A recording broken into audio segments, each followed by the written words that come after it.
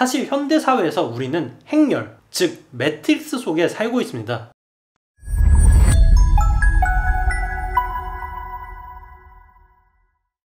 20세기 초 물리학자들은 방사성 물질의 방사선 붕괴로 튀어나오는 알파 입자를 얇은 금박지에 충돌시키는 실험을 하던 중에 놀라운 발견을 하게 됩니다.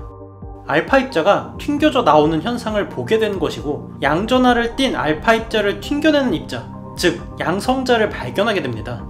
전자의 존재는 훨씬 전부터 발견되었어 있던 터라 드디어 인류는 모든 물질을 이루는 최소 입자가 양성자와 그 주변에 있는 전자로 구성이 된, 즉 원자들로 이루어져 있다는 사실을 발견하게 됩니다. 이후에 과학자들은 원자 속에 있는 전자가 어디에 있는지, 그리고 어떤 운동 상태를 지니는지 궁금해했습니다. 이를 알기 위해서는 전자를 관측해야 했는데, 이 관측이라는 것은 결국 양성자를 발견할 때 하는 방법과 비슷했죠. 관측하려는 대상보다 작은 소립자를 대상에 발사를 시켜서 튕겨져 나온 방향으로 유출을 해야 하는 것입니다. 불행히도 우주의 물리법칙상 가장 작은 단위를 연구하기 위해서 더 작은 소립자가 필요하다는 이 문제 때문에 전자의 위치와 속도를 동시에 정확하게 측정하는 것이 불가능했습니다. 이 문제에 대해서 고심을 하던 과학자들은 결국 어떤 방법을 써도 전자의 위치와 속도를 알 수가 없다는 원리, 너무나도 유명한 불확정성 원리를 발견하게 됩니다. 이후에 무수한 실험과 검증을 통해서 전자의 위치와 속도 좌표는 항상 플랑크 상수라는 특별한 상수의 배수로만 나타난다는 사실을 알게 되며, 이를 공식화하는 데까지 성공하게 됩니다. 이 공식을 수식화시켜서 유도 과정을 거친 결과 물리학부생이라면 너무나도 익숙한 그 공식, 관측하고자 하는 대상의 위치와 속도의 표준 편차에 곱분 플랑크 상수의 절반 이상이라는 공식이 유도가 되게 되죠. 결국에 쉽게 말해서 수식으로 보면 소립자 물리량의 표준 편차는 플랑크 상수에 비례해서 나타난다는 것이고, 전자의 위치나 속도가 변하는 최소 단위가 플랑크 상수라는 것입니다. 즉 소립자들의 상태는 아날로그 값을 가지는 것이 아니라 최소 단위가 플랑크 상수인 디지털 값, 즉 양자화된 값을 가진다는 것이죠.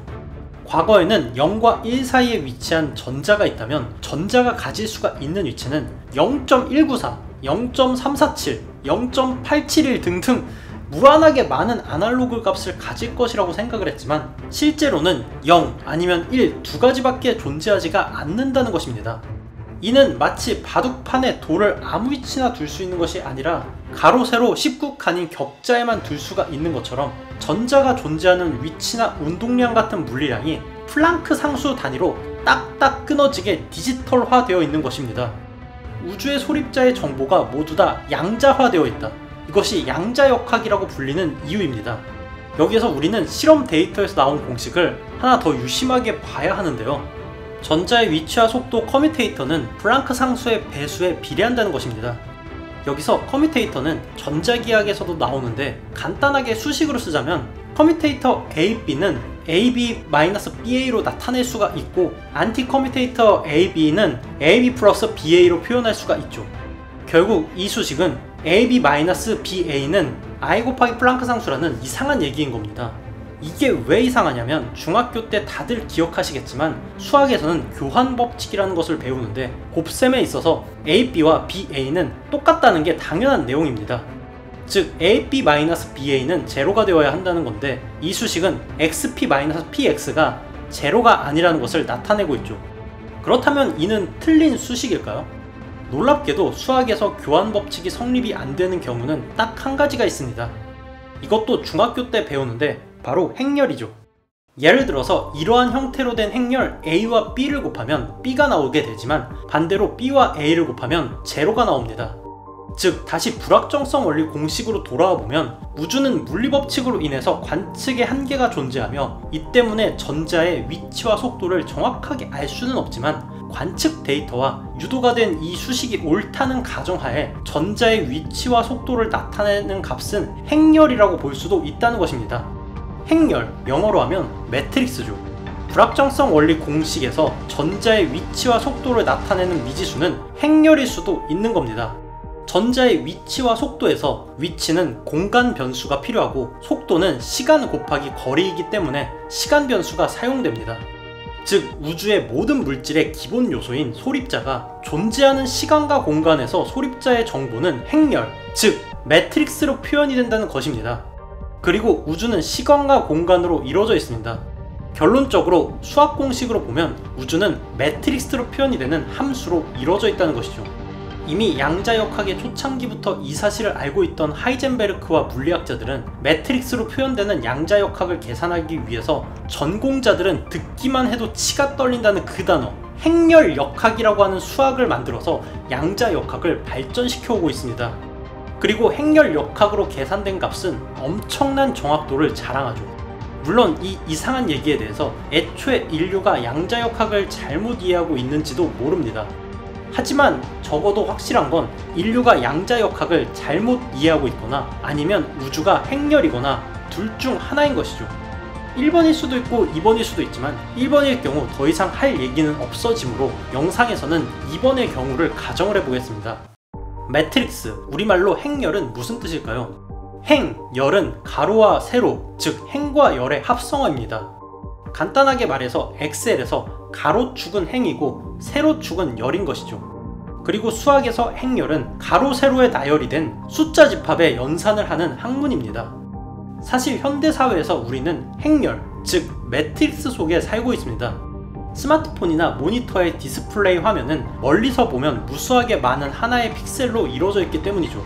지금 보는 이 영상은 빛의 벙커라는 전시회인데요.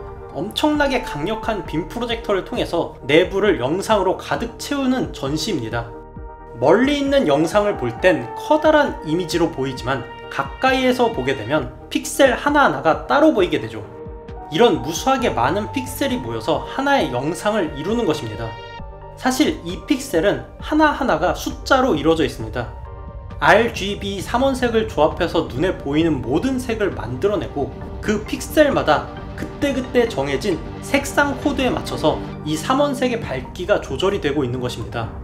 이해하기 쉽게 무수히 많은 픽셀 중 4개 픽셀만 떼어서 보겠습니다. 여기에서 1이라고 하는 숫자가 들어있으면 빨강색을, 2는 노란색을, 3은 초록색, 4는 파란색을 출력하는 코드라고 한다면 화면의 4픽셀은 사실 이러한 숫자들의 조합입니다. 이렇게 쓰고 보니 뭔가 익숙하지가 않나요? 중학교 때 배우는 행렬, 즉 매트릭스인 것입니다. 사실 디지털 화면은 무수한 RGB 코드 숫자들로 이뤄진 거대한 매트릭스의 집합이며 매 프레임마다 변하는 행렬의 변화량으로 연산이 되는 행렬역학인 것이죠. 다시 처음에 다뤘던 불확정성 원리를 나타내는 공식으로 돌아와서 소립자의 위치와 속도를 나타내는 함수가 곱셈 교환 법칙이 성립하지 않는 이유가 소립자의 위치와 속도를 표현하는 미지수가 매트릭스라고 한다면 성립을 할 수가 있으며 우주는 이 소립자들로 이루어져 있기 때문에 이는 결국에는 우주가 작동하는 방식이 우리의 디지털 매체에서 표현하는 방식과 수학적으로는 동일하다는 것입니다. 영화 매트릭스에서 키아누 리브스는 각성을 한 뒤 매트릭스 속의 세상을 디지털 숫자로 보기 시작합니다. 매트릭스 속의 세상은 행과 열이 숫자로 채워진 매트릭스였던 것이죠. 이 영화는 양자역학의 불확정성 원리에 나오는 공식이 내포하는 이 심오한 의미에서 SF 상상력을 가미해 만들어진 작품인 것입니다. 그래서 영화 매트릭스는 양자역학이 이상한 이유가 애초에 우리 세상이 플랑크 상수 크기로 이루어진 픽셀로 구성된 행렬임을, 즉 시뮬레이션 다중우주임을 의미하는 영화인 것이죠. 그럼 이만.